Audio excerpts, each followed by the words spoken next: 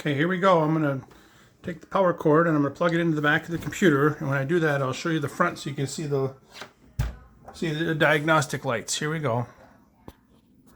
It's plugged in. Okay, white light, 2 amber, 4 white,